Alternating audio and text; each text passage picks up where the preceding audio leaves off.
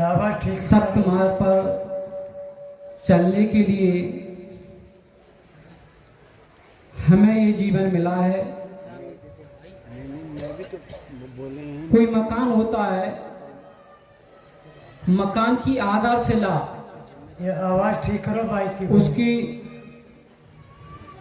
नींव होती है। जैसी नींव होती है उसी प्रकार से मकान पर दीवार उठाई जाती है। तो मकान की आधारशिला उसकी नींव है और बच्चों की आधारशिला उनके माता और पिता है। दो प्रकार की शिक्षा होती है, एक तो भौतिक शिक्षा, दूसरी होती है आध्यात्मिक शिक्षा। भौतिक शिक्षा जब स्कूल में अध्ययन करने जाते हैं तो शिक्षकों के द्वारा आपको भौतिक शिक्षा मिलती है, कम करो। आपको डिग्रियां मिलती हैं और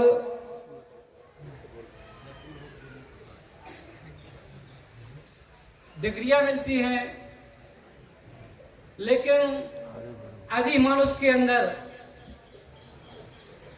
शील, विनय, आदर्श, श्रेष्ठता, तार बिना झनकार नहीं है, शिक्षा क्या सुर साध सकेगी यदि नैतिक व्यवहार नहीं है। शिक्षा हो लेकिन शिक्षा के साथ साथ में नैतिक शिक्षा हो कि हमें व्यवहार में कैसा जीवन जीना चाहिए, कैसा आचरण जीना चाहिए, कैसा सुंदर जीवन बनाना चाहिए। यदि ये शिक्षा हमें संत गुरुओं से, अपने महापुरुषों से मिलती है और यदि उस शिक्षा को हमने जीवन में ग्रहण कर लिया और उतारा तो हमारा जीवन सुंदर बनेगा। क्योंकि जीवन जीने के सूत्र होते हैं, तो पहला है शिक्षा, दूसरा है संस्कार, तीसरी है संगति, चौथा है संगठन, पांचवा है सम का व्यक्तित्व। इसलिए हमें संस्कार का मतलब होता है संवारना। जब हम किसी पौधे को जमीन में लगाते हैं, जब पौधा बड़ा होता है और यदि पौधा टेढ़ा होता है तो हम सहारे के लिए एक लकड़ी लगा देते हैं तो पौधा बिल्कुल सीधा जाता है। इसी प्रकार बच्चों को संभालने के लिए हमारे लिए संस्कार की आवश्यकता होती है। तो संस्कार कैसे पढ़ते हैं? एक परिवार था, परिवार में बच्चा स्कूल में पढ़ता, रोजाना स्कूल में जाता। एक दिन विद्यार्थी साथ में बैठे हुए थे और आपस में चर्चा चल रही थी। एक बच्चा कह रहा था कि मेरा पिता कलेक्टर है, मैं कलेक्टर बनूंगा। तो दूसरे ने कहा मेरा पिता डॉक्टर है, मैं डॉक्टर बनूंगा। तीसरे ने कहा मेरा पिता इंजीनियर बनूंगा। चौथे से पूछा आप क्या बनोगे, तो चौथे ने कोई जवाब नहीं दिया। घर पर आया, अपना थैला रख दिया।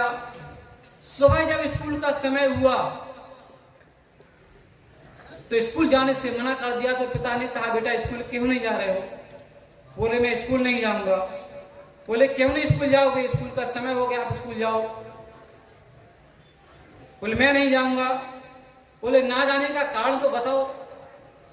बोले पिताजी जब मैं स्कूल में गया था तो स्कूल में चर्चा चल रही थी कि मेरा पिता कलेक्टर है, मैं कलेक्टर बनूंगा। दूसरे ने कहा कि मेरा पिता डॉक्टर है, मैं डॉक्टर बनूंगा। तो तीसरे ने कहा मेरा पिता इंजीनियर है, तो इंजीनियर बनूंगा। तो पिताजी क्या मैं ये कह रहा था कि मेरा पिता शराबी है, मैं शराबी बनूंगा। मेरा पिता मांसाहारी है, मैं मांसाहारी बनूंगा। पिता ने कुछ समय सोचा और सोच विचार करके उसने अपने बच्चे से कहा, बेटा कलेक्टर नहीं बन पाया तो कोई बात नहीं, डॉक्टर नहीं बन पाया तो कोई बात नहीं, इंजीनियर नहीं बन पाया तो कोई बात नहीं, लेकिन बेटा स्कूल में जाकर के इतना जरूर कह देना कि मैं एक अच्छा इंसान बनूंगा। इसलिए पहले इंसान बनो। इंसान बनने के बाद जो भी आपको बनना है वो बन जाना, लेकिन सबसे पहले इंसान तो बन जाओ। इंसान को इंसान सा होना नहीं आया, दूसरे के दर्द पर रोना नहीं आया। इंसान से इंसान की हो गई शादी, अफसोस है कि आज तक होना नहीं आया, अफसोस है कि आज तक होना नहीं आया। इंसान तो बन गए, लेकिन इंसान के अंदर इंसानियत नहीं है।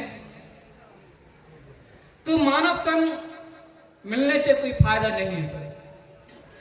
इसलिए सदगुरु कबीर साहब जी ने कहा था, पढ़े गुने क्या कीजिए मन बोरा हो, अंत बलैया खाए समय मन बोरा हो, सुने घर का पावना मन बोरा हो, ज्यों आवे तुम जाए समझ मन बोरा हो। पढ़े गुने क्या कीजिए। कबीर साहब जी कहते हैं कि आपने पढ़ लिया लेकिन उसको ग्रहण नहीं किया, जीवन में उतारा नहीं, अपने आचरण में आपने नहीं उतारा, तो फिर कागज टुकड़े का कोई महत्व नहीं होता है। कई लोग बिल्कुल पढ़े लिखे भी नहीं हैं, लेकिन उनका व्यवहार देखिए, उनका इतना सुंदर व्यवहार रहता है कि व्यक्ति का अच्छा जो व्यवहार होता है तो उस व्यक्ति को हर कोई पूछता है और उसके लिए सम्मान भी मिलता है। मर्यादा में रहकर इंसान रिश्ते अगर निभाएगा फिर कोई परिवार कभी बिखरा नजर न आएगा। इसलिए जीवन में हमें मर्यादा में रहने की आवश्यकता है। और जहां पर परिवार के माता पिता मर्यादित जीवन जीते हैं तो उनकी जो आने वाली संतानें हैं वो संतान सबसे पहले घर से ही शिक्षा लेती है कि हमारे माता पिता घर में क्या सोचे है, परिवार में क्या सोचे है, दोनों का क्या व्यवहार है। उसी व्यवहार को देख देख करके सीखते हैं, क्योंकि प्रथम पाठशाला उनका घर है। शिक्षक कौन है? उनके माता और पिता। वहीं से हमारी शिक्षा प्राप्त होती है। इसलिए हर माता पिता का ये कर्तव्य बनता है, एक दायित्व बनता है। हर माता पिता का एक सोच होता है कि मेरी संतान अच्छी बने।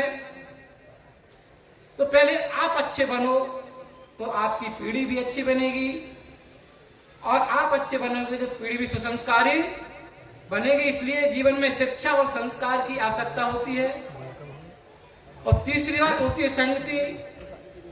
हम अच्छे लोगों की संगति करें, और जब अच्छे संगतों की संगति करेंगे तो हमें अच्छे विचार मिलेंगे, और गलत लोगों की संगत करेंगे तो गलत विचार मिलेंगे। जैसे इंसान के साथ आप बैठते हैं, जैसे कहा गया है मानव को जैसा संग मिले, कपड़े को जैसा रंग मिले, वही रंग में रंगता है जीवन का कण कण खिलता है। इसलिए मानव को जैसा संग मिलता है वैसा रंग चढ़ता है। इसलिए सुंदर जीवन जीना चाहिए। इन्हीं शब्दों के साथ मैं अपनी वाणी को विराम देता हूँ। बोलिए सद्गुरु।